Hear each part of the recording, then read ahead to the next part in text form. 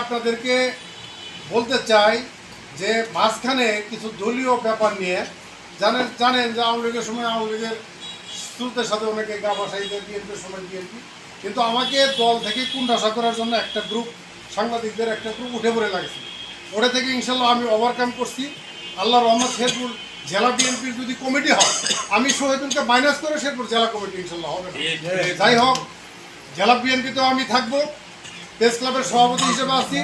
গতকালকে আপনাদেরকে অনেকে নিয়ে ডিসি সাহেবের সাথে আমি এই প্রোগ্রামটা খুব ত্বরিত করানো হয়েছে।